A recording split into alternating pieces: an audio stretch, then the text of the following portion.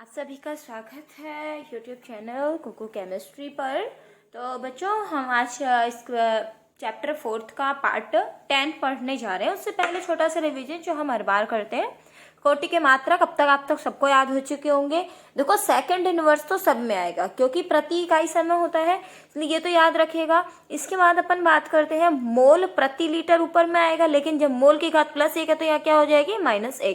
हम कई बार इसको पढ़ चुके हैं। अवकलित वेग समीकरण अब तक याद हो गई होगी, k बराबर dx बटा dt और प्रथम कोटि आएगा तो k के आगे क्या आ जाएगा a माइनस एक्स की घात 1 आ जाएगा। k बराबर x अपॉन टी, यहाँ पर a बराबर 2 अपॉन k। आगे देखिए प्रथम कोटि के लिए देखिए बताया था यहाँ k है तो यहाँ पे क्या आ जाएगा a माइनस एक्स। एक्चुअली होता क्या है, यहाँ पे अगर 0 रख दोगे तो ये वैल्यू क्या आ जाएगी 1 आ जाएगी, इसीलिए यहाँ पर केवल क्या है k है। समाकलित वेग समीकरण न्यूमेरिकल करते करते ये लर्न हो जाती है हमको। 2.303 upon t log a upon a minus x, अर्धायुकाल 0.693 अपॉन k। इसके बाद फिर से अर्धायुकाल, ये सीधी लाइन ये इस तरह से हो जाएगी। वेग स्थिरांक में अंतर क्या आ जाएगा, ये अपने पास जो वेग स्थिरांक k का मात्रक है ये हमेशा कोटि के साथ बदलता है, वेग नहीं बदलता है। वेग स्थिरांक का मान प्रत्येक अभिक्रिया के लिए निश्चित रहता है, वेग संपूर्ण अभिक्रिया के दौरान परिवर्तित होता है। कोटि प्रायोगिक होती है, अनुसंख्यता सैद्धांतिक होती है। कोटि शून्य हो सकती है, अनुसंख्यता शून्य नहीं होती है। ठीक है। छद्म कोटि, यहाँ से देखिए छद्म प्रथम कोटि की क्या होती है डेफिनेशन, जब अनुसंख्यता 2 हो और कोटि 1 हो। एथिल ऐसे एग्जाम्पल एथिल एसीटेट लिखना सिखाया था। Ethyl C2H5 acetate ion CH3CO plus H2O HN की उपस्थिति में कराओगे अम्लीय माध्यम में तो क्या हो जाएगा बच्चों CH3COOH प्लस C2H5OH। अगर इसका वेग स्थिरांक का वेग समीकरण लिखेंगे तो केवल किस पे निर्भर करेगी, CH3COOC2H5 पर निर्भर करेगी, H2O पर निर्भर नहीं करेगी। इक्षु शर्करा का प्रतिबंध ये भी किसकी अभिक्रिया है, छद्म कोटि की अभिक्रिया है। इसके सापेक्ष अभिक्रिया का जो अपनी कोटि होगी वो 1 होगी, इसके सापेक्ष 0 होगी, इसके सापेक्ष 1 होगी, इसके सापेक्ष 0 होगी। क्यों होगी, क्योंकि पानी इसमें क्या है आधिक्य में है। H2O की मात्रा किसमें आधिक्य एक्सेस में है H2O वाटर अपने पास। आगे देखिए जो मैंने आपको बताया था कि किसी रासायनिक अभिक्रिया के 2 मुख्य अवरोध होते हैं। कौन कौन से, ऊर्जा अवरोध और अभिविन्यास अवरोध। और संकट आवृत्ति क्या होती है, प्रति सेकंड प्रति इकाई आयतन में होने वाली टक्करों की संख्या को संघट्ट आवृत्ति कहते हैं। ये अब तक का अपना रिवीजन था। ठीक है, आगे चलते हैं अपन इसके आगे के भाग पर जो हमारा रह गया है। बच्चों मैक्सवेल बोल्ट्जमान ऊर्जा वितरण आरेख हम बताएंगे। उन्होंने क्या बताया इसके अंदर, उन्होंने बताया कि अभिक्रिया के वेग पर ताप के प्रभाव को कैसे बताया जाए। अभिक्रिया का वेग जो है वो ताप के प्रभाव से कैसे निर्भर करता है। उन्होंने कैसे बताया, एक ग्राफ बनाया, वो ग्राफ हम यहाँ बना लेते हैं। देखिएगा बच्चों किस तरह से उन्होंने बताया। यहाँ उन्होंने x अक्ष पर लिया Ne/nt। अभी हम एक्सप्लेन करेंगे क्या होता है Ne/nt।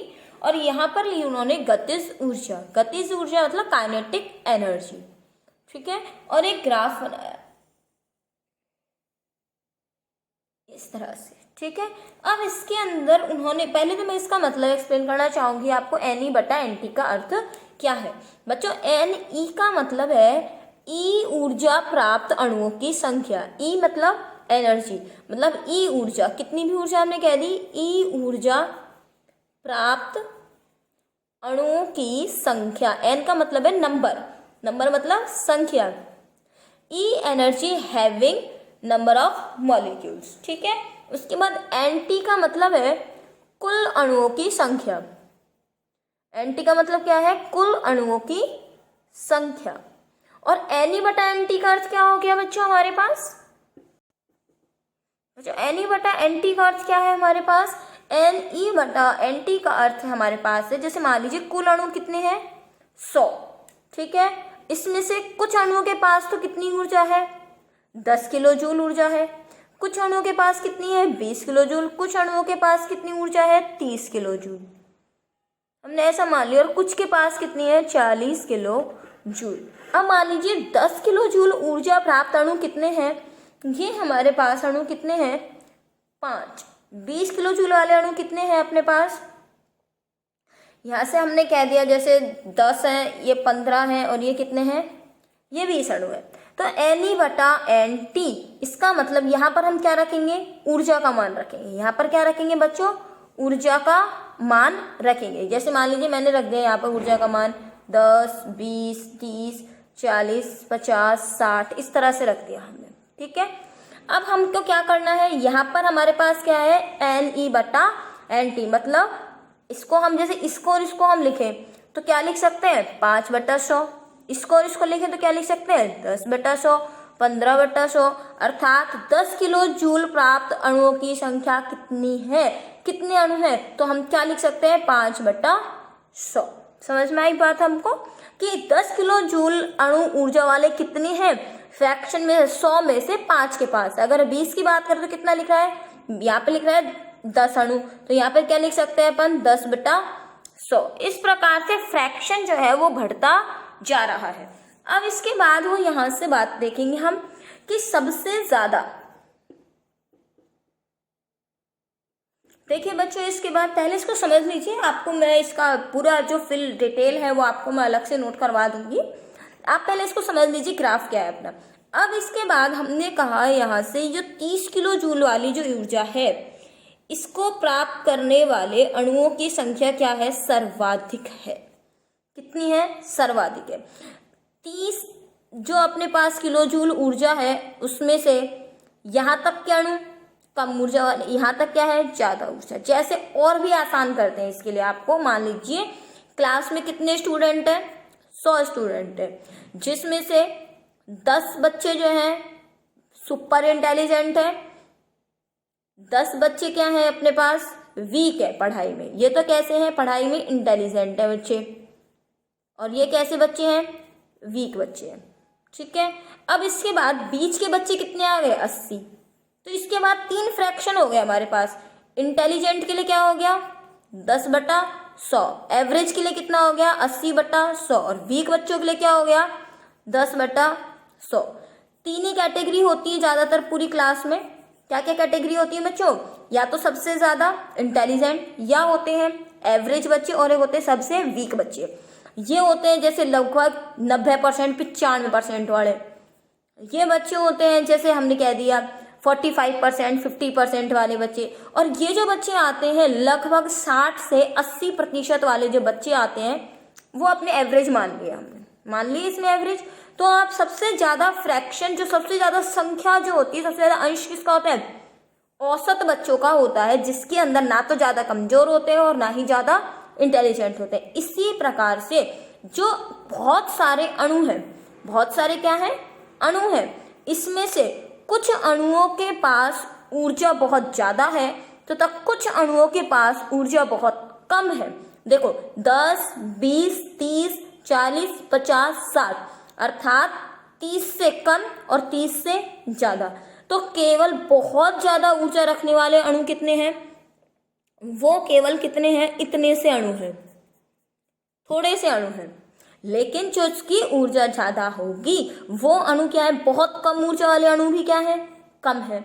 लेकिन जो एवरेज है, जो औसतन अणु हैं, उनके पास ऊर्जा क्या है, बीच की ऊर्जा है, ना बहुत कम ऊर्जा है ना ही बहुत ज्यादा ऊर्जा है। तो इस ग्राफ के माध्यम से सबसे पहली बात ये पता चली कि हमारे पास अभिक्रिया में कुछ ऐसे अणु होते हैं। पहले आप इसको समझ लीजिएगा, नोट करने की टेंशन मत लीजिएगा, मैं आपको बता दूंगी पहले कि मैं आपको कह रही हूँ इस चीज को। तो हमने यहाँ से 3 कैटेगरी डिसाइड कर ली बच्चों। पहला वो कि जिनके पास औसत ऊर्जा बहुत कम होती है, एक वो जिनके पास औसत ऊर्जा बहुत ज्यादा होती है, ठीक है, और तीसरे वो जिनके पास औसत ऊर्जा क्या होती है, बीच की होती है। और बीच वाली ऊर्जा ही जो अणु होते हैं वो संख्या में ज्यादा होते हैं। तो औसत ऊर्जा वाले जो अणु होते हैं उनकी संख्या ही सबसे ज्यादा होती है। तो ये वाली जो बीच की जो संख्या है, जिसको हमने Ne/NT लिखा है, यही ऊर्जा वाले अणु क्या होंगे, सबसे ज्यादा होंगे। इसीलिए इसको हम कहते हैं अधिकतम संभाव्य ऊर्जा प्राप्त अणु। मतलब ऐसे अणुओं की संख्या जिनके पास जो एनर्जी है उनका मान कितना है, बीच का मान है, ना बहुत ज्यादा है ना ही बहुत कम है। क्लास के एग्जाम्पल के हिसाब से आप समझें तो ये इस तरह से हुआ कि बहुत इंटेलिजेंट बच्चे भी बहुत कम होते हैं, बहुत वीक बच्चे भी कम होते हैं, लेकिन जो एवरेज बच्चे होते हैं क्लास में, जो पढ़ने में ना बहुत होशियार ना बहुत कमजोर होते हैं, इसी प्रकार से किसी भी अभिक्रिया में बहुत कम एनर्जी वाले अणु भी कम होते हैं, बहुत ज्यादा एनर्जी वाले अणु भी क्या होते हैं, कम होते हैं। केवल एवरेज एनर्जी वाले जो अणु होते हैं उनकी संख्या सबसे ज्यादा होती है। इस प्रकार से इसको समझ सकते हैं। देखिए बच्चों, यहाँ से अपने पास पूरे फुल नोट्स बने हुए हैं। मैक्सवेल तथा बोल्ट्जमान ने अभिकारक अणुओं में ऊर्जा वितरण को निम्न आरेख द्वारा समझाया। इस आरेख का शीर्ष अधिकतम संभाव्य ऊर्जा वाले अणुओं की संख्या को प्रदर्शित करता है। यही ग्राफ मैंने आपको समझाने की कोशिश की है कि ये वाले अणुओं की संख्या क्या होती है। देखिए यहाँ से संख्या कम है, संख्या कम है, संख्या कम है, सबसे अधिक संख्या कौन सी है यहाँ पर। और यहाँ वाले जो अणु होते हैं जिनके पास सबसे ज्यादा संख्या में है, उनकी एनर्जी कहाँ आती है, बिल्कुल बीच की आती है, ना बहुत ज्यादा, इससे कम तो यहाँ पे होगी और इससे ज्यादा यहाँ पे। लेकिन इस ग्राफ में आप कह रहे हैं कि सक्रिय अणुओं का अंश वो केवल कितना है, इतना सा सक्रिय अणुओं का अंश है जिनकी ऊर्जा यहाँ से क्या है, अधिक है। जैसे हम मान ली इसको अगर अपन नंबरिंग दे दें 10, 20, 30, 40, यहाँ से हमने 30 माना था अभी थोड़ी देर पहले, तो 40, 50, 60, 70, तो इसका अनुसार ये हुआ कि 50 से 70 किलो जूल ऊर्जा जिन अणुओं के पास है वो सक्रिय अणुओं के संबंध में आते हैं। सक्रिय अणु वे होते हैं जो अभिकारक क्रिया करके उत्पाद में परिवर्तित होते हैं। तो ये होती है सामान्य स्थिति, किस प्रकार से अणुओं के बीच ऊर्जा का वितरण होता है। अब देखिए आगे क्या है हमारे पास, जब ताप में वृद्धि की जाती है। अब हमने क्या करा, देखिए इसको थोड़ा सा हम इस तरह से समझते हैं। जैसे हमने कहा कि कुछ अणुओं के पास 10 किलो जूल ऊर्जा है, कुछ अणुओं के पास कितनी है, 50 से 70 किलो जूल ऊर्जा है, और कुछ अणुओं के पास है अपने पास 90 किलो जूल। तो ये जो 50 से 70 किलो जूल वाले हैं ये क्या कर गए, या फिर हम कहते हैं कुछ अणुओं के पास 10 से कितनी है, 40 किलो जूल ऊर्जा है। अब हमने क्या करा, सक्रिय अणु कौन से हैं बच्चों, सारे सक्रिय अणु कौन से हैं जो 50 से ज्यादा पे आ रहे हैं, उनकी संख्या हमने यहाँ दिखा दी। अब हमने क्या करा, जब ताप में वृद्धि की जाती है, टेम्परेचर क्या कर दिया, बढ़ा दिया, तो अभिकारकी अणुओं की गतिज ऊर्जा बढ़ती है। मतलब अभिक्रिया में 40 से ज्यादा बढ़ने लग जाती है, 40 से 50, 60, 70, 80, 90 मतलब बढ़ने लग जाती है। इसका मतलब तो ऊर्जा वितरण आरेख दाईं ओर विस्थापित हो जाता है। चूंकि अभिकारक अणुओं की कुल संख्या में कोई वृद्धि नहीं होती, अतः ग्राफ कुछ नीचे विस्थापित हो जाता है। अभी मैं आपको समझाती हूँ किस तरह से है। अर्थात अधिकतम संभाव्य ऊर्जा वाले अणु की संख्या में कमी होती है, किंतु सक्रिय अणुओं की संख्या बढ़ जाती है। इसको समझेंगे कैसे।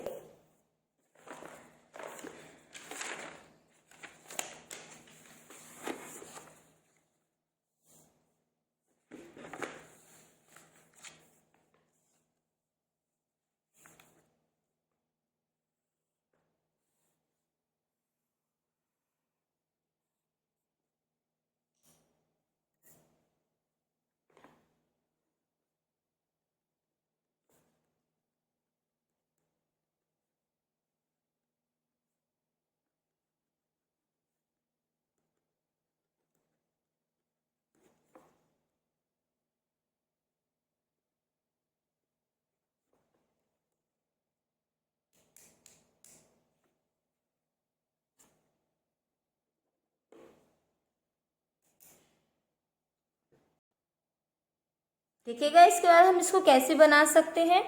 देखिए यहाँ से इसके अंदर आपने क्या करा, अब जैसे ही ये वाला जो अणु था 30 किलो जूल वाला, आपने उसको क्या दी, ऊर्जा दी। ऊर्जा देते ही ग्राफ में क्या होगा, ये 40 पर वैल्यू है, ये 50 पर है और ये 60 पर है। 30 से ऊर्जा, सॉरी यहाँ से अपने 50 60 यहाँ से कर देते हैं, 50 60 इस तरह से आगे बढ़ रहा है। जैसे ही ऊर्जा दी, ये वाले जो अणु थे वो सारे कहाँ चले गए, इधर आ गए। इसका मतलब ये वाले जो अणु थे इनकी ऊर्जा भी क्या हो गई बच्चों, बढ़ गई। इसका मतलब जो अणु पहले कम ऊर्जा पे थे, जो बच्चा औसत पे था, वो क्या हो गया, औसत से कहाँ पे रह गया, शिफ्ट इंटेलिजेंट पे हो गया। इसी प्रकार से जो अणु कम मतलब बीच की एनर्जी पे थे वो कहाँ पर चले गए, हायर एनर्जी पे चले गए। इसका अर्थात वे सभी अणु किस में चेंज हो गए, सक्रिय अणु में, अर्थात तापमान में वृद्धि करने पर सक्रिय अणुओं के अंश में वृद्धि होने लगती है। सक्रिय अणुओं के अंश में वृद्धि होती है। ये तापमान T पर है और ये किस पर है, T+10 डिग्री सेंटीग्रेड पर। इस प्रकार से आप इस ग्राफ को समझ सकते हैं। क्लियर ग्राफ के लिए आप इस ग्राफ का स्क्रीनशॉट भी ले सकते हैं, इसे बना सकते हैं। ठीक है, अब वापस से एक बार हम लाइन पढ़ लेते हैं जो हमने पहले पढ़ी। देखिए यहाँ से हमने क्या कहा, जब ताप में वृद्धि करते हैं तो अभिकारक अणुओं की क्या बढ़ती है, गतिज ऊर्जा 30 किलो जूल से बढ़ गई थी। अब ऊर्जा आरेख क्या होता है, नीचे विस्थापित हो जाता है, क्योंकि ऊंचा तो हो नहीं सकता, ऊंचा हो गया तो फिर अणुओं के अंश में वृद्धि, अणु बढ़ गए, क्योंकि अणु की कुल संख्या कोई नहीं बढ़ती, 100 अणु लिए थे तो 100 ही रहेंगे, इसीलिए ग्राफ कहाँ जाता है, कुछ नीचे। नीचे विस्थापित होने से क्या होता है, उनकी ऊर्जा में वृद्धि हो जाती है। अधिकतम संभाव्य वार्य ऊर्जा अणुओं की संख्या में कमी होती है। अब 30 वाले अणु की संख्या में क्या हो गई, कमी हो गई। क्यों हो गई कमी, जो अणु सबसे लोएस्ट एनर्जी पे थे, सबसे कम एनर्जी पे थे, वो अब 10 से ग्रहण करके किस में आ गए, 30 में आ गए। इसका मतलब अब ये वाले अणु की संख्या तो क्या हो जाती है, कम, और ये वाले अणु जो होते हैं सक्रिय अणु, इनकी संख्या हो जाती है ज्यादा, किंतु सक्रिय अणु की संख्या बढ़ जाती है। तो आपसे ताप का प्रभाव पूछा जाता है मैक्सवेल बोल्ट्जमान के अनुसार, तो आप इसको बता सकते हैं। ठीक है, आगे चलते हैं। देखिए बच्चों, आगे अपना क्या है, Ne/Nt। ई ऊर्जा प्राप्त अणु की संख्या, Nt का मतलब है कुल अणुओं की संख्या।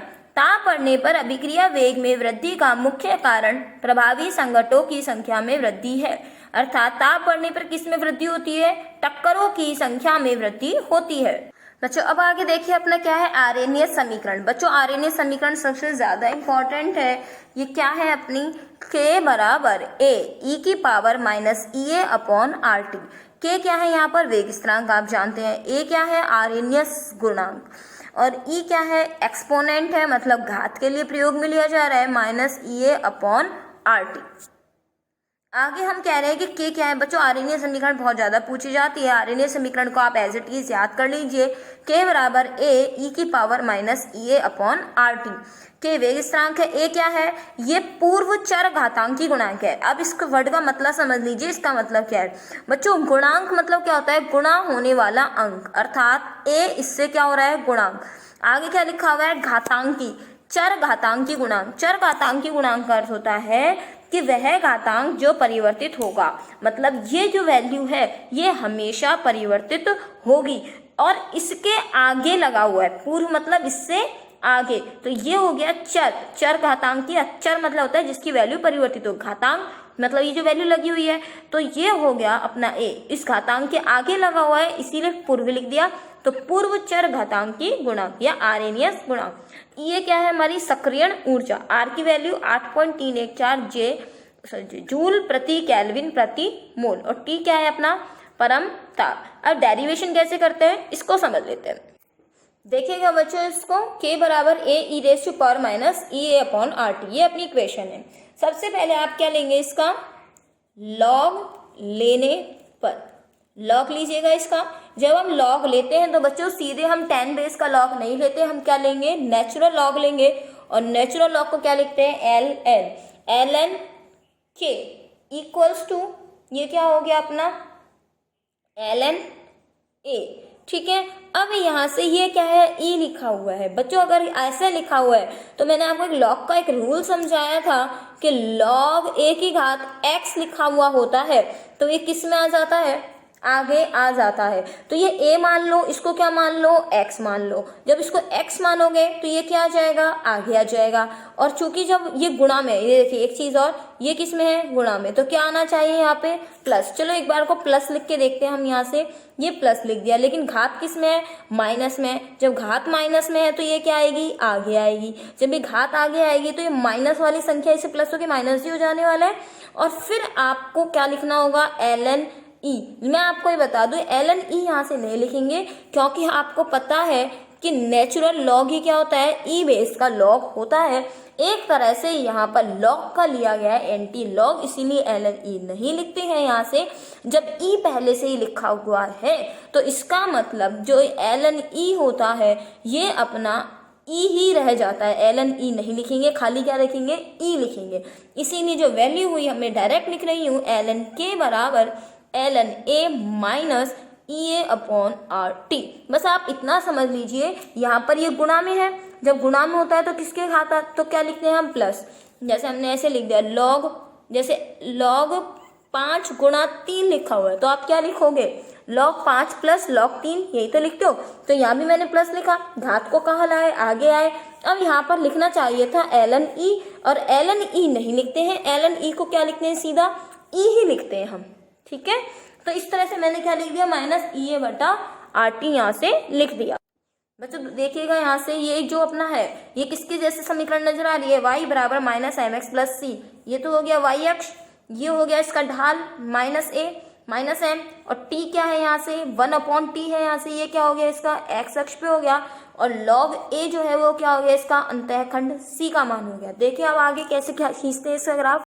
देखिए माइनस एम एक्स प्लस सी का जब ग्राफ खींचते हैं तो ग्राफ कैसा आता है, इस रूप का आता है, ठीक है। इसके अंदर अपना जो इक्वेशन थी, चलो यहाँ पे एक बार और लिख देती हूँ, log के बराबर माइनस ई ए 2.303 आर, ये अपना हो गया गुणा 1/t, और ये हो गया log a, ये चीज़ है अपने पास। और ये किसका हो गया, y अक्ष, y अक्ष हो गया, तो ये क्या लिख दीजिए log के, ये क्या हो गया माइनस m, m मतलब क्या होता है ढाल, ये ढाल हो गया, तो ये ढाल जो है वो क्या आ गई अपनी माइनस ई ए बटा 2.303 आर, ये आ गया अपना।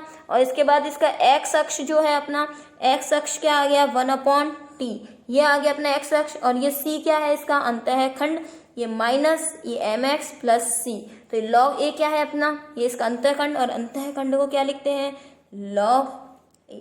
इस तरह से आप इसको निकाल सकते हैं बच्चों, ये अपने पास हो जाती है आर्यनियत समीकरण, जिससे आप इसको निकालेंगे। आगे हम देखते हैं, यदि टेम्परेचर हम क्या कर दें T1, टेम्परेचर हम क्या कर दें बच्चों T1, अगर टेम्परेचर यहाँ से चेंज कर दे तो क्या K का मान बदलता है, बिल्कुल बदलता है। अगर टेम्परेचर T1 हो तो K का मान K1 मान लीजिए, और टेम्परेचर T2 हो तो K का मान क्या हो जाता है K2, अर्थात टेम्परेचर चेंज करने पर K का मान भी परिवर्तित होता है। देखिए इसको डेरिवेशन कैसे करेंगे बच्चों, यहाँ से देखेगा, यदि ताप क्या है हमारा T1, तो वेग स्थिरांक का मान क्या होगा K1, और T2 है तो क्या होगा K2। इसको समीकरण क्या मान लीजिए आप, 1 मान लीजिए। अब समीकरण 1 से हम क्या लिखें, समीकरण 1 से किसके लिए लिखेंगे, T1 टेम्परेचर पर, T1 टेम्परेचर पर लिखेंगे तो बच्चों क्या हम ऐसा लिख सकते हैं, K1 बराबर minus E A 2.303 R T1 plus log a, ऐसा लिख सकते हैं। इसी प्रकार से हम किसके लिए लिखें, ये तो T1 के लिए हो गया बच्चों, अब हम किसके लिए लिखें, T2 के लिए लिखें। तो जब आप T2 के लिए लिखेंगे बच्चों तो किस तरह से आएगा अपना, log K2 बराबर minus E A 2.303 R T2 plus log a। मेरे हिसाब से तो आप ऐसा ही लिखेंगे, लिख भी लिया होगा आपने, साथ साथ सॉल्व कर लेगा, इसको समीकरण 2 और इसको समीकरण 3 मानेंगे। जब समीकरण 2 और समीकरण 3 की बात हम करेंगे तो समीकरण 3 में से किसको घटा देंगे, समीकरण 2 को। घटाइए अपनी अपनी कॉपियों में, मैं भी यहाँ घटाती हूँ, फिर चेक करिएगा क्या हमारा सेम है या नहीं है। अगर नहीं आ रहा है तो आप देख लीजिए। log K2 क्या है अपना, ये वाला भाग है, ये वाला मतलब LHS में से LHS को, RHS में से RHS को। LHS मतलब लेफ्ट हैंड साइड और RHS मतलब राइट हैंड साइड, दाईं तरफ वाला भाग। तो log K2 minus log K1 घटा दिया, और ये वाली जो एक ही माइनस लिखेंगे, ये माइनस ये अपॉन 2.303 आर T2, ये वाली चीज हो गई अपने पास, प्लस log A, ये भाग तो हो गया इसका, फिर क्या लगाया हमने माइनस, और फिर क्या लिख देंगे, इसको लिख देंगे। माइनस करना है तो इसको माइनस कीजिए, आ गई अपनी ये वाली चीज। अब आगे देखिए, जब अपन माइनस में लिखते हैं तो मैंने आपको एक चीज सिखा रखी है कि हम इसको ऐसा भी लिख सकते हैं, K2 बटा K1 भी लिख सकते हैं बराबर। अब इस ब्रैकेट को आप खोल दीजिए, जब ब्रैकेट आप खोलेंगे बच्चों तो फिर क्या चीज आएगी हमारे पास, माइनस माइनस क्या हो जाएगा बच्चों, प्लस हो जाएगा। प्लस हो जाएगा तो आप देख लीजिए यहाँ से 2.303 आर T1, और ये माइनस और अंदर क्या है प्लस, तो ये क्या जाएगा माइनस log a, यही आएगा, ये प्लस का log है और ये माइनस का log है, ये क्या हो जाएंगे बच्चों, कैंसिल हो जाएंगे। आगे देखेंगे बच्चों, इसको हम जो हमारा बचेगा उसको लिख लीजिए, minus E A upon 2.303 R T2 plus EA upon 2.303 R T1। ऐसा आ गया। बस हम कुछ नहीं कर रहे, प्लस की संख्या को आगे लिख देंगे, माइनस की संख्या को पीछे, थोड़ा आसान हो जाएगा हमारा। तो लिखिए आप सभी, प्लस की संख्या को आगे लिखिए और माइनस की को पीछे लिखिए।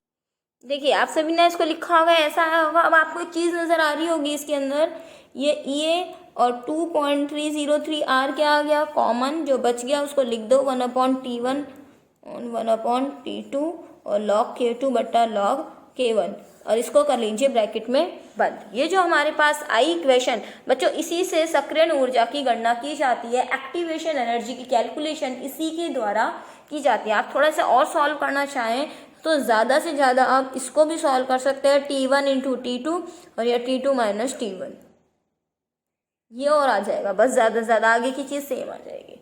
अब देखिए यहाँ से हम एक न्यूमेरिकल करते हैं, इससे रिलेटेड कैसे न्यूमेरिकल सॉल्व होगा। देखिए बच्चे, ये न्यूमेरिकल हमारे सामने है। परम ताप एब्सोल्यूट टेम्परेचर 298 केल्विन में 10 केल्विन की वृद्धि होने पर रासायनिक अभिक्रिया का वेग दुगना हो जाता है। इस अभिक्रिया के लिए EA की गणना कीजिए। इसमें 298 केल्विन क्या होगा बच्चों, T1 होगा टेम्परेचर T1, 10 केल्विन की वृद्धि हो गई, इसका होगा 308। T2 क्या हो गया 308 और T1 क्या हो गया 298। आगे कह रहा है रासायनिक अभिक्रिया का वेग दुगना हो जाता है, मतलब ये जो आपको दी गई है चीज, ये दी गई है K2 बटा K1 और इस अभिक्रिया के लिए EA की गणना कीजिए। देखिए बच्चों, इक्वेशन आपने जो फॉर्मूला अभी भी पढ़ा है वही इसके अंदर यूज होगा। T1 की वैल्यू दे दी 298, T2 आप प्लस कर देंगे इसको तो 308 आ जाएगा और K2 बटा K1 जो हमारे पास ये वैल्यू कितना है 2 है। देखिए आगे कैसे सॉल्व होगा। देखिए मैं आपको इसलिए इस तरह से करवा रही हूँ ये वाला क्वेश्चन, क्योंकि इसमें कैलकुलेशन के सिवाय और कुछ भी नहीं है। K2 बटा K1 की जगह क्या रख दिया बच्चों 2, EA की जगह EA क्योंकि निकालना है ये रख दिया। R की वैल्यू गैस स्थिरांक होता है, आप जानते हैं 8.314 इसकी वैल्यू होती है। T1 की जगह 298, T2 की जगह 308। अब आप इस न्यूमेरिकल में केवल जो बच गया वो log 2 की वैल्यू हम आगे तक पढ़ चुके हैं, हमने कोटि के न्यूमेरिकल सॉल्व किए थे। 0.3010 होती है, एज इट इज आप इसको रख देंगे, ठीक है। इस तरह से आप इसको सॉल्व कर सकते हैं। EA की वैल्यू आते ही लास्ट में सिर्फ बच्चों कैलकुलेशन रह जाएगी। एक चीज और बता दूं, EA की कैलकुलेशन के समय आप यहाँ पर इसका मान किलो जूल प्रति मोल में निकालेंगे और किलो जूल प्रति मोल में निकालने के लिए जो भी वैल्यू आपके यहाँ पर आए, ये क्योंकि जूल में है मान, कैसे पता चला जूल में है, क्योंकि 8.314 ध्यान करिए ये होता है आपका क्या, जूल प्रति केल्विन प्रति मोल। ये जो सारा कुछ निकल रहा है ये किस में है, जूल में है, लेकिन आंसर किस में निकाला है मैंने, किलो जूल में। तो किलो जूल में निकालने के लिए आप जो भी आपका आंसर आएगा इसको सॉल्व करने पर उसको 1000 से डिवाइड कर दीजिएगा। 1000 से आप करेंगे तो यहाँ पर क्या आ जाएगा आपका, किलो जूल में वैल्यू आ जाएगी। एक क्वेश्चन आप सभी के लिए मैं यहाँ से दे रही हूँ जिसके आधार पर मैंने पहले आपको करवा दिया है। अणु X का Y में रूपांतरण द्वितीय कोटि की बल गतिकी के अनुरूप होता है। यदि X की सांद्रता 3 गुनी कर दी जाए तो Y के निर्माण होने के वेग पर क्या प्रभाव पड़ेगा। बच्चों ये न्यूमेरिकल आपको खुद सॉल्व करना है, क्योंकि पिछले वीडियो में मैं इस तरह का एक न्यूमेरिकल आपको करवा चुकी हूँ। चलिए आगे का टॉपिक देखते हैं। इसके अंदर हमारा एक ग्राफ है, वो कैसे होगा। बच्चों ग्राफ हमको ये, अभी मैंने इस ग्राफ में कुछ भी नहीं करा है नामांकन, देखेंगे आप किस प्रकार से इसमें क्वेश्चन आता है अपना। बच्चों यहाँ तक मैं कह दूँ, ये क्या है अपना रिएक्टेंट, ये क्या है अपना प्रोडक्ट है। ये जो अपना रिएक्टेंट है वो मैंने लिख दिया AB प्लस CD, ठीक है। ये क्या है, ऊर्जा है। ये किसकी ऊर्जा है, रिएक्टेंट की ऊर्जा अर्थात अभिकारक की ऊर्जा है, इसलिए मैंने इसको क्या लिख दिया बच्चों, ER। ER का मतलब क्या है, जो अभिकारक की ऊर्जा हो, ठीक है। यहाँ से जो इतनी ऊर्जा है इसका मतलब यहाँ वाली बात हो गई। ये वाली जो अपनी लाइन है इसको हम इस तरह से नोट करके दिखा सकते हैं बच्चों। ये वाली जो लाइन है ये वाली ऊर्जा किसकी हो गई, अपनी EP मतलब प्रोडक्ट की ऊर्जा, अर्थात ER यहाँ पर इतनी ऊर्जा है कि ये वाली ऊर्जा प्रत्येक अभिकारक के पास है। तो यहाँ से जो क्रियाकारक और उत्पाद की ऊर्जा का जो अंतर होता है बच्चों ये कहलाता है डेल्टा H। डेल्टा H होती है अभिक्रिया की ऊष्मा, हम निकालते भी हैं, आपको याद होगा H1 माइनस H2 करके निकालते हैं 11th क्लास में, जिसके आधार पर हम यहाँ पर प्रोडक्ट की ऊर्जा में से क्रियाकारक की ऊर्जा को घटाते हैं। अगर ऊर्जा नेगेटिव आती है तो वह ऊष्मा क्षेपी अभिक्रिया होती है और अगर पॉजिटिव आती है तो ऊष्मा शोषी होती है, एक्सोथर्मिक और एंडोथर्मिक। तो ये वाली जो अभिक्रिया है जो हम जानते हैं प्रोडक्ट की ऊर्जा कम है, रिएक्टेंट की ज़्यादा है, तो श्योर सी बात है जब प्रोडक्ट में से रिएक्टेंट की घटाएंगे तो वैल्यू क्या आने वाली है हमारे पास, नेगेटिव, क्योंकि ये कम है और ये ज़्यादा है। उत्पाद की ऊष्मा से क्रियाकारक की ऊष्मा घटाई जाएगी तो हमारे पास आंसर नेगेटिव आएगा। तो ये वाला जो ग्राफ हुआ वो किसका है, ऊष्मा क्षेपी का। दूसरी चीज, यहाँ से यहाँ तक की, अर्थात जो अधिकतम जो ऊर्जा है वो यहाँ से लेकर आपकी क्रियाकारक की ऊर्जा, ध्यान रखिएगा क्या कहा मैंने, क्रियाकारक, तो यहाँ से यहाँ तक की जो ऊर्जा होती है बच्चों ये कहलाती है सक्रियण ऊर्जा, एक्टिवेशन एनर्जी। ठीक है, तो ये क्या कहलाएगी, अपनी सक्रियण ऊर्जा। तो यहाँ से मैं सारी वैल्यू लिखती जाऊंगी। हमने क्या क्या पढ़ लिया, ये बता दिया आपको डेल्टा एच, ई आर और क्या बता दिया, ई पी। ठीक है, तो ये है सक्रियण ऊर्जा, ये है अभिक्रिया की ऊष्मा, ये है क्रियाकारक की ऊर्जा और पी क्या है, प्रोडक्ट की ऊर्जा। आगे देखिए हमारे पास एक है हमारे पास कुल ऊर्जा, मतलब ऊर्जा कहाँ से लेंगे हम, यहाँ से और यहाँ तक की। ये वाली जो ऊर्जा है यहाँ से लेकर, और मैंने आपको कहाँ तक बताया है, यहाँ तक। दोबारा देख लीजिए कहाँ की बात कर रही हूँ, पूरी ऊपर से लेकर नीचे तक की। इसका मतलब अगर मैं इस ग्राफ को थोड़ा और बढ़ा दूं तो इसकी जो अधिकतम ऊर्जा है वो बच्चों यही है, तो इसको हम कहते हैं बच्चों ई टी। ई टी का मतलब क्या है, टोटल नहीं है बच्चों, ये है आपकी देहली ऊर्जा। और टी किस लिए लिखा है, क्योंकि देहली ऊर्जा को इंग्लिश में बोलते हैं थ्रेश होल्ड एनर्जी। क्या बोलते हैं, थ्रेश होल्ड एनर्जी। इसका मतलब ये क्या हो गई, अपनी एक तरह से कुल ऊर्जा भी है कि इतनी ऊर्जा जब तक किसी अभिकारक के पास नहीं होगी तब तक वो प्रोडक्ट में चेंज नहीं हो सकता।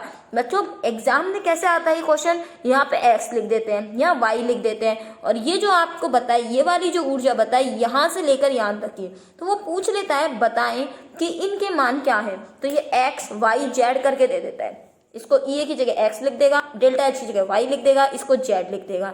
तो ये अपनी ई टी है कुल ऊर्जा। तो आपसे पूछ लेता है बताओ एक्स वाई जेड कौन कौन सी ऊर्जा है, तो ये वाली जो क्रियाकारक से ली जाएगी ये सक्रियण ऊर्जा है। जो टोटल ली जाएगी वो कैसी है, देहली ऊर्जा है। जो क्रियाकारक और उत्पाद के बीच का जो अंतर है वो क्या है, डेल्टा एच है। और ये क्या है अपना क्रियाकारक ए बी और सी डी।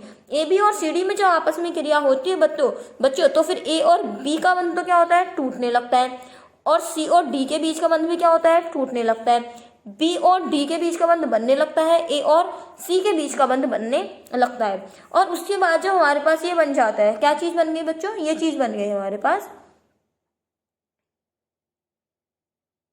ए और बी का टूटा, सी और डी का टूटा। तो इसका मतलब किस किस के बीच बॉन्ड बनेगा, बी और डी के बीच बनेगा, ए और सी के बीच। तो ए सी बन गया, बी डी बन गया, यही प्रोडक्ट बन गया। ये बहुत इंपॉर्टेंट ग्राफ है जो पेपर में पूछा जाता है। अब यहाँ से ये सक्रियण ऊर्जा फिर से बोल रही हूँ, आप नोट कर सकते हैं। ये क्या है बच्चों, सक्रियण ऊर्जा। इसकी परिभाषा भी आती है, परिभाषा भी मैं आपको नोट करवा दूंगी। डेल्टा एच क्या है, अभिक्रिया की ऊष्मा, अभिक्रिया की ऊष्मा। ई आर क्या है, अभिकारक की ऊर्जा अर्थात एनर्जी ऑफ रिएक्टेंट। ईपी क्या है बच्चों, प्रोडक्ट की ऊर्जा, उत्पाद की ऊर्जा। और ईटी क्या है बच्चों, देहली ऊर्जा। क्लियर हुई बात हमारे पास। कई बार हमारे पास ऐसे भी लिखा आ सकता है बच्चों, एक चीज और लिखना बता देती हूँ मैं आपको। जो ये अपना ग्राफ था, चलिए ग्राफ अपन रुको बच्चों, ये जो ग्राफ आपके सामने है, अगर मैं आपको इस तरह से लिखूं कि जो देहली ऊर्जा है वो किस किस का योग है, आप मुझे एक बार बताइए देहली ऊर्जा किस किस का योग है। देहली ऊर्जा में एक तो आ रही है आपकी सक्रियण ऊर्जा, यहाँ से यहाँ तक की ऊर्जा, और एक ऊर्जा आ रही है यहाँ से यहाँ तक की। जो यहाँ से और यहाँ तक की जो ऊर्जा है वो क्या है, हमारी ई आर ही तो है। दोबारा देख लीजिए मैं किसकी बात कर रही हूँ, यहाँ से ये तो है आपकी यहाँ से यहाँ तक किसकी है, सक्रियण ऊर्जा। और यहाँ से लेकर यहाँ तक की ऊर्जा क्या है, क्रियाकारक की ऊर्जा। ये वाली ऊर्जा किसकी है, क्रियाकारक की। तो मैं ऐसा लिख सकती हूँ, सक्रियण ऊर्जा प्लस क्रियाकारक या अभिकारक की ऊर्जा, ऐसा लिखा जा सकता है। आगे हम देखें इसमें एक चीज और, क्रियाकारक की कौन सी ऊर्जा है, औसत। औसत मतलब इतनी तो सबके पास है ही है, अर्थात ई टी बराबर ई ए प्लस ई आर। ऐसा लिख सकते हैं हम यहाँ से। या फिर हम एक्टिवेशन एनर्जी यहाँ से निकालें तो ई कैसे निकाल सकते हैं, ई निकालने के लिए आपको ईटी में से क्या घटा दो, ER घटा दो, तो ऊर्जा निकाली जा सकती है। तो सक्रियण ऊर्जा है हमारा, तो अभिक्रिया का वेग। अच्छा एक चीज और, अगर अभिक्रिया का वेग हमें ज्यादा रखना है तो ये ऊर्जा कम होनी चाहिए ज्यादा। अब मुझे, या फिर मैं ऐसे पूछ लूँ, अगर मैं पास होने के लिए कह दूँ हर स्टूडेंट को 80% चाहिए, क्या प्रत्येक स्टूडेंट के 80% मार्क्स आ सकते हैं? नहीं आ सकते, लेकिन 60% तो हर एक के आ सकते हैं। तो इसका मतलब ये भी ऊर्जा क्या है, अगर 80 किलो जूल अगर ऊर्जा रख दे कि 80 किलो जूल हर एक अणु के पास होनी चाहिए, तो ये जरूरी नहीं है, लेकिन हो सकता है कि हम थोड़ा मान कम कर दें, 60 किलो जूल रख दें। अगर उस एनर्जी को हम कम कर दें तो हर उस कम से कम अणुओं की संख्या बढ़ जाएगी। इसीलिए हम कहते हैं अभिक्रिया का वेग अधिक होगा यदि ऊर्जा क्या हो जाए, सक्रियण ऊर्जा क्या हो जाए, कम। तो सक्रियण ऊर्जा अगर ज्यादा होती है तो अभिक्रिया वेग कम होता है, अगर सक्रियण ऊर्जा कम होती है तो वेग ज्यादा होता है। वही बात अगर हम कह दें कि 80% पे ही बच्चा पास होगा तो पास होने वाले बच्चों की संख्या कम हो जाएगी। हम कहते हैं 60% में पास हो जाएंगे तो बच्चों की संख्या ज्यादा हो जाएगी। अगर मैं कह दूं 30% वाले पास हो जाएंगे तो और ज्यादा बढ़ जाएगी। और अगर मैं ऐसा कह दूं पेपर ही नहीं होगा और बच्चे पास हो जाएंगे तो सारे बच्चे क्या हो जाएंगे, पास। अगर था सक्रियण ऊर्जा चाहिए ही नहीं तो सारे के सारे क्या हो जाएंगे, अभिकारक उत्पाद में बदल जाएंगे। थोड़ी सी सक्रियण ऊर्जा चाहिए तो कुछ अणु बदलेंगे, थोड़ी और ज्यादा चाहिए तो थोड़े कम बदलेंगे। अगर सक्रियण ऊर्जा लगातार बढ़ाती जाए तो यहाँ से अभिक्रिया का वेग कम होता चला जाएगा। बच्चों सक्रियण ऊर्जा की परिभाषा आप नोट कर सकते हैं, वह न्यूनतम अतिरिक्त ऊर्जा जो अभिकारक अणुओं को उत्पाद में बदल दे सक्रियण ऊर्जा कहलाती है। ये परिभाषा सबसे ज्यादा पूछी जाती है कि वह न्यूनतम अतिरिक्त ऊर्जा जो अभिकारक अणुओं को उत्पाद में बदल दे। तो ये अपनी परिभाषा है। यहाँ पे आपका ये चैप्टर पूर्ण होता है। अब इसके बाद अपना जो स्पेशल सेशन अपन ने स्टार्ट किया था, जो से पहले वाली वीडियो में मैं आपको नहीं लिखवा पाई थी, एक नेम रिएक्शन, उसको और कर लेते हैं। उससे पहले एक और सूचना, आपको जो अगला पार्ट है, वैसे पार्ट 10 तक ये चैप्टर पूरा खत्म हो चुका है आपका। एक मैं पार्ट और बनाऊंगी इसका, उसके अंदर हम केवल चैप्टर के रिवीजन की बात करेंगे, जिससे आप शॉर्ट में इस चैप्टर का रिवीजन कर सकते हैं। जिसके अंदर हम, आपने देखा भी होगा शुरू में हम रिवीजन कराते हैं, उस चीज को हम थोड़ी सी देर में रिवीजन कर लेंगे। तो रिवीजन से होगा कि आपने जितना भी पूरा चैप्टर पढ़ा है उसमें मेन क्वेश्चन आ जाएंगे कि पेपर में मेन क्वेश्चन क्या आते हैं इस चैप्टर से बोर्ड के एग्जाम में। तो ठीक है बच्चों, इस चैप्टर के न्यूमेरिकल बहुत ज़्यादा इंपॉर्टेंट है। जो न्यूमेरिकल वाइज जो चीज़ है वो इसमें से निश्चित रूप से आती है पेपर के अंदर। अब आप हमारा नेम रिएक्शन वाला एक चीज़ कर लेते हैं जो हम हर बार करते आए हैं। देखिए पहले एक बार रिवाइज कर लीजिए, हम पहले भी पढ़ चुके हैं सारी चीजें। फिंकलस्टाइन, स्वार्ट अभिक्रिया, डार्जन अभिक्रिया, ये अभिक्रिया मैं आपको इसलिए करा रही हूँ, इन सबका सीक्वेंस एक जैसा है। यहाँ पे क्या बन गया, एल्किल आयोडाइड, यहाँ क्या बन गया, एल्किल फ्लोराइड। आज डार्जन अभिक्रिया हम कर रहे हैं, पहले भी मैं आपको करवा चुकी हूँ एक बार इसको। इसमें हम क्या करते हैं, इसके अंदर हम एल्कोहल की अभिक्रिया, किसकी करते हैं, एल्कोहल, ROH, क्या लिख दिया बच्चों, ROH। इसकी अभिक्रिया कराई जाती है बच्चों SOCl2 से। किसकी उपस्थिति में कराई जाती है, पिरिडीन की उपस्थिति में कराई जाती है। जब पिरिडीन की उपस्थिति में कराते हैं तो यहाँ से RCl, SO2 और HCl बाहर निकलता है। कैसे निकलता है वो आप देख लीजिए, कैसे हम इसको याद रख सकते हैं। ये ROH है, ये अपना क्या है, SOCl2, तो ये SO हो गया, ये Cl हो गया, ये Cl हो गया, ये यहाँ से इसको आप काट देंगे तो क्या बच गया, HCl, जो HCl बाहर कर दिया, ये बच गया SO2, तो ये बच गया, और ये क्या बन गया, RCl। आपने एक चीज इसके अंदर नोटिस की होगी कि यहाँ पर देखो हमने यहाँ से RI बना दिया, यहाँ से क्या बना दिया, RF, ये क्या बन गया, RCl। केवल क्या बनना बाकी रह गया, RBr। चलो वो वाली और करवा देते हैं हम आपको। RBr किसमें बनता है, अर्थात एल्किल ब्रोमाइड किसमें बनता है। एक चीज और, एल्किल ब्रोमाइड बताने से पहले R की वैल्यू आप कुछ भी रख सकते हैं। मैथिल, अगर आप मैथिल रखते हैं तो बच्चों ये CH3OH हो जाता है, ठीक है। अगर यहाँ एथिल रखते हैं तो क्या हो जाता है, C2H5OH। दूसरी बात, R को CH3 भी लिखा जा सकता है, C2H5 भी लिखा जा सकता है, ये डिपेंड करता है। आगे एक रिएक्शन और है जो एल्किल ब्रोमाइड बनाने के काम आती है, चारों एक साथ ही हो जाएंगी हमारी, एक बार कर लेते हैं। देखिएगा बच्चों, हमने लिखी है हुंस डीकर अभिक्रिया। मैंने एक वीडियो बनाया हुआ है जिसमें 2-4 वीडियो शुरू में बनाए हुए हैं, जिसके अंदर आपको short trick with name reaction कराया था। आपने जरूर ये रिएक्शन वहाँ भी पढ़ी होगी, फिर भी मैं एक बार इसलिए बता रही हूँ ताकि चारों अपने आयोडाइड फ्लोराइड क्लोराइड एक साथ ही आ जाए। देखिए RCOOAG सिल्वर साल्ट की अगर कार्बोक्सिलिक अम्ल के साथ अभिक्रिया करा दी जाती है ब्रोमीन से, मैं इस ब्रोमीन को कैसे लिख रही हूँ, BR लिख रही हूँ। आप चाहें तो Br2 भी लिख सकते हैं। किसकी उपस्थिति में कराएंगे, CCl4। तो देखिए AgBr बाहर हो गया, CO2 बाहर हो गया, जो बच गया वो लिख दीजिए RBr plus CO2 plus AgBr। बन गया यहाँ से हमारा, क्या बन गया यहाँ से हमारा, यहाँ से बन गया हमारा RBr एल्किल ब्रोमाइड। तो हम आपको एक चीज बता दें यहाँ से, यदि आपको क्या बनाना है बच्चों, आपको आयोडाइड बनाने हैं तो फिंक्लस्टाइन, फ्लोराइड बनाने हैं तो स्वाट, क्लोराइड बनाने हैं तो डार्जन, और हुंस डीकर अभिक्रिया से क्या बन जाएगा, एल्किल ब्रोमाइड। तो चारों अभिक्रिया हमारी हो गई, RI RF RCl और RBr बनाने की। ये 4 नेम रिएक्शन है बच्चों। ये चैप्टर कौन सा है वैसे, ये चैप्टर नंबर 10 के अंदर आती हैं ये चारों रिएक्शन, जो हमने एक एक करके पढ़ ली। आज हमने जरूर 2 रिएक्शन पढ़ी, कल हमने नहीं पढ़ी थी इसलिए। तो आप करते रहिए अपना रिवीजन, आपको कल एक पार्ट और मिलेगा जिसमें आप रिवीजन कर सकते हैं अपने पूरे चैप्टर का। धन्यवाद।